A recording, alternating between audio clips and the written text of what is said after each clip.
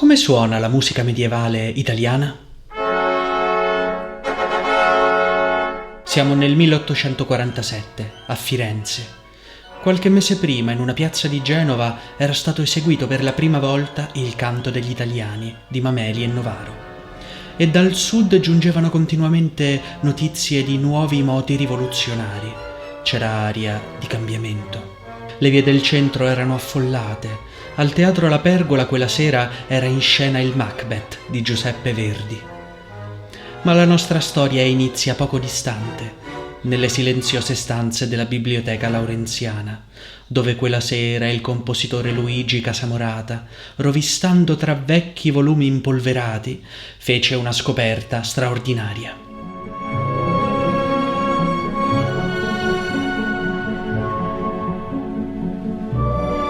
Casamorata quello stesso anno avrebbe dato notizia del suo ritrovamento sulla Gazzetta Musicale di Milano.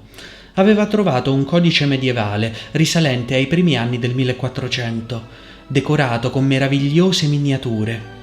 Sulla prima pagina era presente un'intestazione. Questo libro è di proprietà di Antonio di Bartolomeo Squarcialupi, organista di Santa Maria del Fiore. Il codice Squarcialupi è la nostra fonte principale per quanto riguarda la musica medievale italiana. Si tratta di un'antologia che contiene 350 brani del 1300, di autori di cui non si conosce nient'altro e che rischiavano di rimanere sepolti dal tempo. Jacopo da Bologna, Gherardello da Firenze e soprattutto il più famoso, il più stimato di tutti, il compositore italiano del Trecento più acclamato del suo tempo, Francesco Landini. La musica della fine del Medioevo è caratterizzata da una grande vivacità, soprattutto dal punto di vista ritmico. Ascoltate questa meravigliosa ballata, Ecco la primavera, di Francesco Landini, che è tutta pervasa dal profumo di una natura che si ridesta.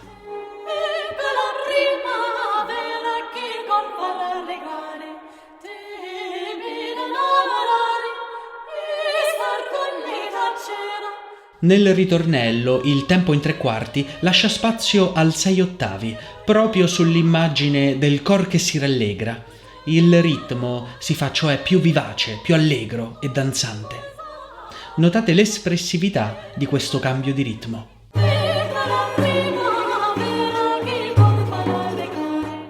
Ma chi era Francesco Landini?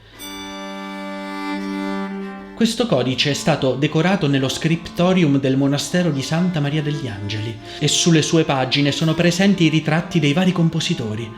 Eccolo qui Francesco Landini, intento a suonare un organo portativo, un piccolo organo portatile molto diffuso alla fine del Medioevo, che si suonava appoggiato su un ginocchio.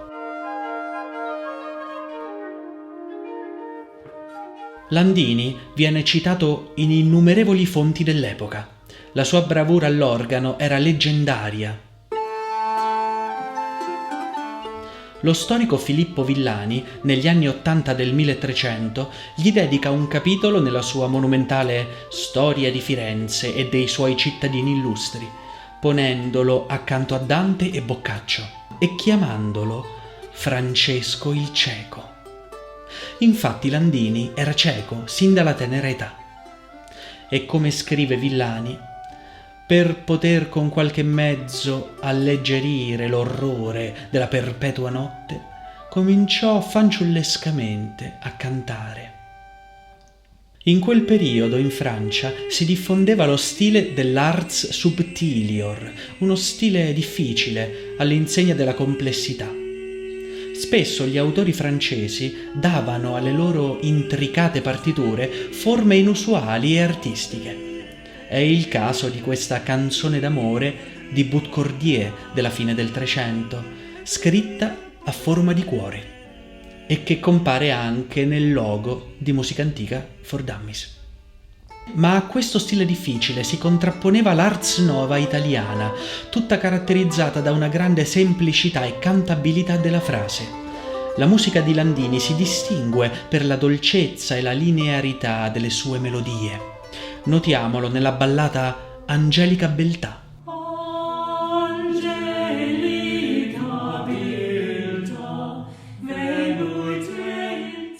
La musica italiana del 1300 è animata da una freschezza espressiva e melodica che già sfuma delicatamente verso l'estetica del Rinascimento. Notate la leggerezza melodiosa della musica sulla parola leggiadria, impreziosita da queste fluide terzine.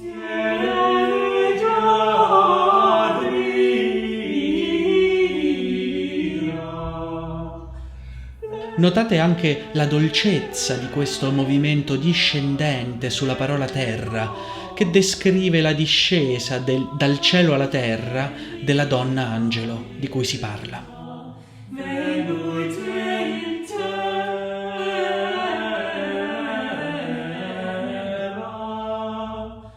Ma queste splendide composizioni di Landini, come tutta la musica medievale, potrebbero sembrarvi di difficile ascolto e molto distanti dalla musica che siamo abituati ad ascoltare oggi.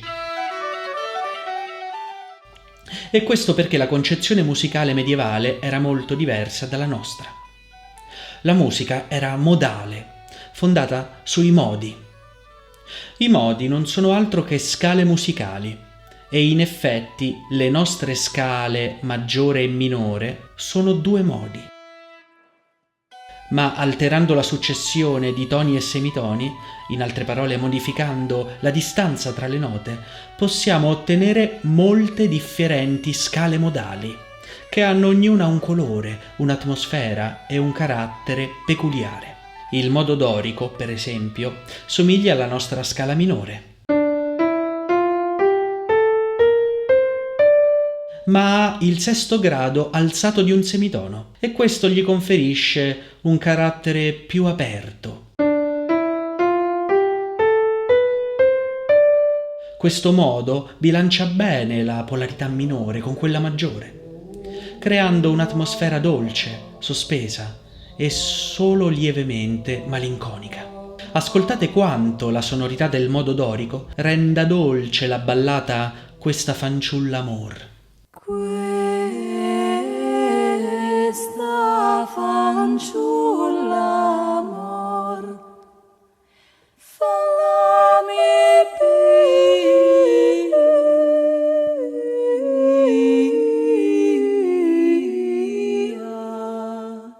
Il modo dorico, nella teoria medievale, veniva definito primo modo. Era il primo di 8 modi che venivano ricollegati ognuno a una precisa emozione o stato d'animo.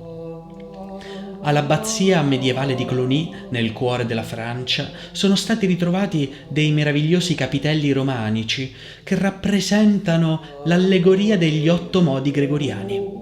E il primo modo, che avete ascoltato, è rappresentato come un ragazzo solo che suona malinconicamente il suo liuto.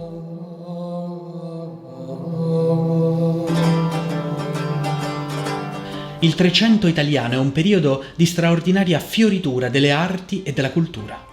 Nell'arco di mezzo secolo, mentre Landini a Firenze componeva la musica del dolce stil nuovo, Giotto a Padova dava la prima pennellata sul ruvido intonaco della Cappella degli Scrovegni, elaborando uno stile innovativo, realistico, espressivo che avrebbe cambiato per sempre la storia dell'arte.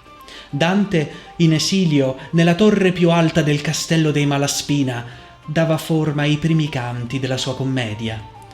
Nel 1333 Petrarca, rovistando in un'antica biblioteca di Liegi, avrebbe riscoperto 2 antiche orazioni di Cicerone. Sono i primi barlumi di una cultura che si ridesta e riscopre se stessa. Dopo il lungo inverno del Medioevo, finalmente la primavera era alle porte.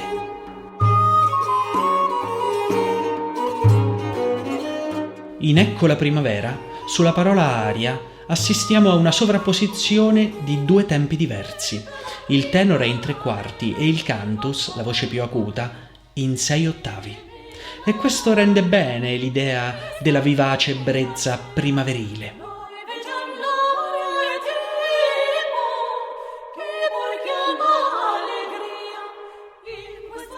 Nel finale, quella terzina, quel guizzo ritmico sulla parola allegrezza, è come un piccolo slancio di vivacità. In queste piccole raffinatezze ritmiche, di sapore squisitamente gotico, sembra di rivedere le intricate evoluzioni della miniatura medievale. Questa grande libertà ritmica era tipica della musica del 1300, proprio perché la grande novità musicale di questo periodo è lo sviluppo di sistemi di notazione in grado di segnare precisamente il valore delle note. In Francia, un teorico musicale di nome Philippe de Vitry aveva proposto il proprio sistema. E anche in Italia venne sviluppato un nuovo modo di scrivere la musica, la notazione italiana, messa a punto da Marchetto da Padova ed esposta nell'opera Pomerium. Marchetto era uno stimato musicista padovano. Pensate che il 25 marzo 1305, in occasione dell'inaugurazione della Cappella degli Scrovegni, affrescata da Giotto, venne eseguita una sua composizione, il mottetto Ave Regina Celorum.